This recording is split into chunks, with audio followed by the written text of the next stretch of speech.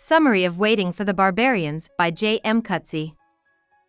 The main character of the book is an unnamed government servant who is in charge of a frontier settlement owned by an unnamed kingdom. The empire, an unclear colonialist government, is at conflict with the barbarians, strange nomads who live in the wild areas that surround the empire. The judge is looking forward to a quiet retirement and hopes that his last few years of work will be free of major events. In his spare time, he enjoys searching for ruins in the desert and trying to figure out what the pottery he finds means. But when Colonel Jal shows up at his fort, things go wrong in his life. People in the empire's capital have been worried lately that the barbarians are planning a full-scale attack. Jal has been sent to find out if this is true. But the way he investigates is very harsh, and the judge is very upset about it. In order to stop the pain, Jal seems to force his victims to make up information that supports his theory by torturing them in horrible ways.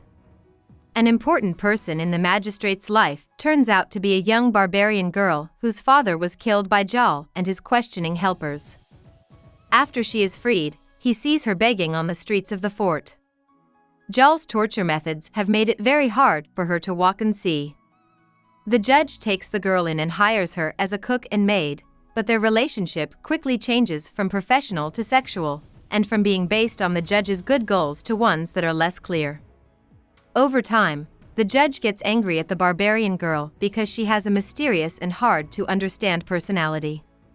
He starts to worry about what his sexuality means to him. He decides to take the girl back to her people in the end. The judge then gets 2 more soldiers, a bunch of horses, and a lot of supplies together and sets out on a long, dangerous trip through the desert during winter storms.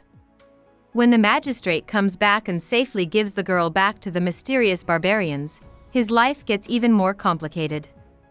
The judge's office has already been taken over by an officer named Mandela, and the magistrate is being held because he is thought to have been working with the barbarians. Mandel tells him that the empire is making plans to attack the rebels with troops. The 2 soldiers who went with the magistrate and saw him deal with the barbarians while returning the girl back to her family confirm this false charge. The judge is being held in jail at the fort and is being charged with treason. The magistrate asks for a trial but never gets one. He is tortured, beaten, and starved, though, and Mandel finally frees him because he doesn't think the magistrate's stay was worth the money. The judge then starts begging for money and slowly earns back the trust of the people in the town. The troops that Jal sent to fight the barbarians are dying in the desert because their campaign failed. At the same time, the people who are still at the frontier settlement start to break the rules by robbing the fort's shops and causing chaos. Mandel and most of the troops eventually go back to the capital, and many of the people who lived in the fort go with them. The judge gets back to his old job, and the settlement becomes stable again. One day, Colonel Jal comes back to the settlement in a carriage with a group of troops, but the villagers attack them with bricks. The judge tries to talk to Jal but can't get him to open the carriage. He and his group leave quickly. At the very end of the book, the judge tries to write down the background of the settlement but can't. It's hard for him to understand how the horrible things that happened to the settlement at the start of Jal's investigation can fit with how beautiful he thinks the town's life is as a whole, a life that is bigger than daily historical events and more connected to the cycles of the seasons. About the author. Coetzee was born in Cape Town, South Africa. He mostly spent his childhood in Cape Town and Worcester, where he moved with his family when he was 8 years old. After going to the University of Cape Town, he got bachelor's degrees in both English and math.